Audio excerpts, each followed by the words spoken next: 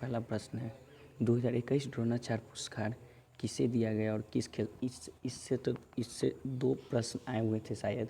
एक था 2021 द्रोणाचार्य पुरस्कार किसे दिया गया और किससे संबंधित है, तो इसे टीपी ओशेफ एथलेटिक्स में सरकार तलवार, क्रिकेट में सरपाल सिंह, हॉकी आसन कुमार, कबड्डी में तपन कुमार पनिगृह, तैराकी को अपने अपने खेलों में खिलाड़ियों की तैयार करने और उनके अभूतपूर्व योगदान के लिए द्रोणाचार्य अवार्ड के लिए चुना गया है।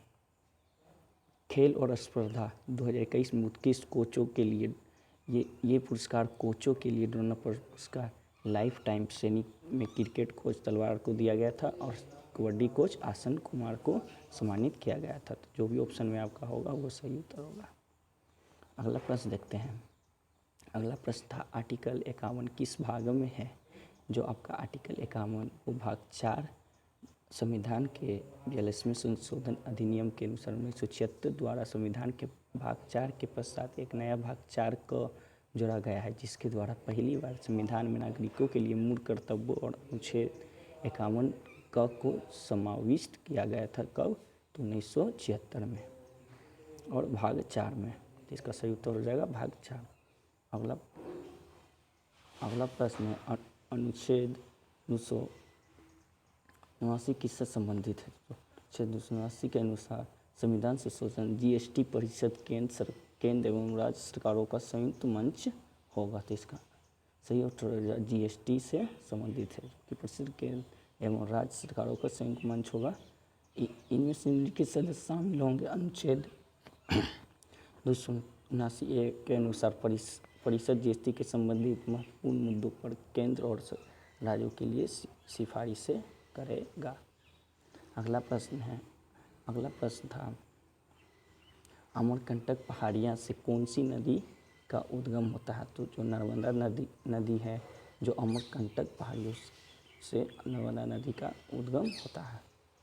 अगला प्रश्न है संघाई हिरन किस राज्य में स्थित है।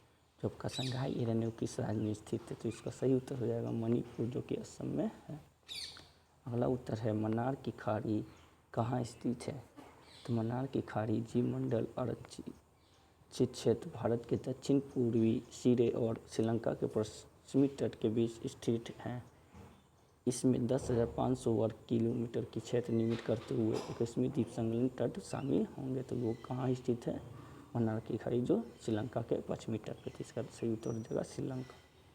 अगला है स्टैचू ऑफ यूनिटी की लंबाई कितनी है। जो आपकी स्टैचू ऑफ यूनिटी की लंबाई 182 मीटर यानी 597 फीट की है। स्टैचू ऑफ यूनिटी की लंबाई यह विश्व की सबसे ऊंची मूर्ति है। अगला है चॉकलेट में कौन सा विटामिन पाया जाता है। तो कोको और डार्क चॉकलेट में पर्याप्त मात्रा में विटामिन D2 पाया जाता है। अगला प्रश्न है मुख्य आर्थिक सलाहकार अनंत नागेश्वर ने किसके स्थान पर पदभार ग्रहण किया था। जो मुख्य आर्थिक सलाहकार अनंत नागेश्वर जो हाल ही में बने हैं, वो किसके पदभार पर आए हैं। तो इसके पहले मुख्य आर्थिक सलाहकार रहे KV सुब्रमण्यम का कार्यकाल दिसंबर में ही खत्म हो गया था, जिसके बाद से अब तक नए CA की नियुक्ति नहीं हो पा रही थी।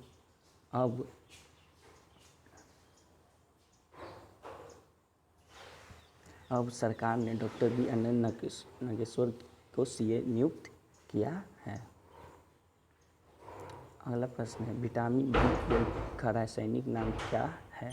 जो विटामिन B12 को कोबालामिन भी कहा जाता है। ये एकलौता ऐसा विटामिन है जिसमें कोबाल्ट धातु पाया जाता है। यह शरीर के स्वास्थ्य संतुलित कार्य प्रणाली के लिए बेहद आवश्यक विटामिन है।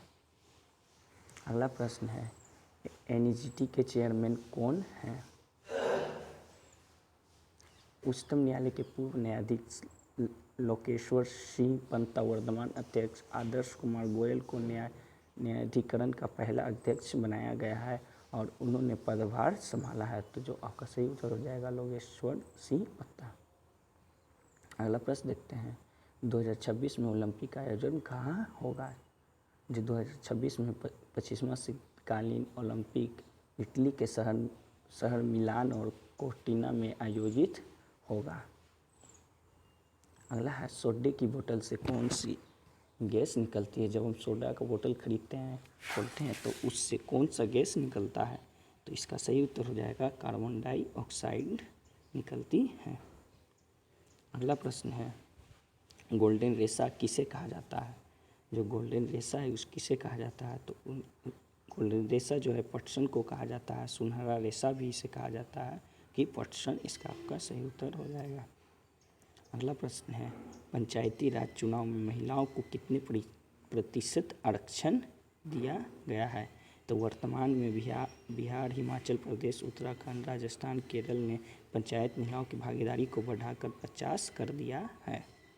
तो इसका सही उत्तर हो जाएगा 50%। अगला प्रश्न नर्मदा नदी का उद्गम स्थल कौन सा है। तो ये तो देख चुके हैं। नर्मदा नदी का जो उद्गम है वो अमरकंटक की पहाड़ियों से होता है। भारत की प्रमुख 7 नदियों में से अनुपम नर्मदा का उद्गम स्थल अमरकंटक हो जाएगा। और यह मध्य प्रदेश के शहडोल जिले की पुष्पराजगढ़ तहसील में है। अमरकंटक भारत के पवित्र स्थलों में गिना जाता है। 1065 मीटर की ऊंचाई पर विंध्य और सतपुड़ा पर्वतमालाओं के बीच स्थित हरा भरा अमरकंटक प्रसिद्ध तीर्थ और नयनाभिराम पर्यटन स्थल है। जो अगला प्रश्न है निकट दृष्टि दोष के कौन सा लेंस प्रयोग किया जाता है। जब हमें नज़दीक की चीज़ें नहीं दिखती हैं तो उसमें कौन सा लेंस प्रयोग किया जाता है। इसका सही उत्तर हो जाएगा अवतल लेंस। ऊपरी फोकस दूरी वाले अवतल लेंस से युक्त चश्मे के प्रयोग से निकट दृष्टि को सुधारा जाता है। इससे दूर की चीज़ों भी स्पष्ट दिखने लगती है। जब नेत्र की गोलीयता बढ़ जाती है तो उसका फोकस कम हो जाता है, जिससे वस्तुएं रेटिना पर न बनकर उससे पहले ही बन जाती है। तो इसका सही उत्तर हो जाएगा अवतल लेंस। तो आज हमें इतने प्रश्न मिले हैं। अगर हमें और भी प्रश्न मिलते हैं तो रात में ऑल शिफ्ट करके आपको पूरे तीनों शिफ्ट का वीडियो चढ़ा दिया जाएगा, जो कि 100% रियल एंड ऑथेंटिक होगा। और उसमें तीनों शिफ्ट में जितने भी जीके जीएस के प्रश्न पूछे गए हैं उस बाकी भी चढ़ा दिए जाएंगे।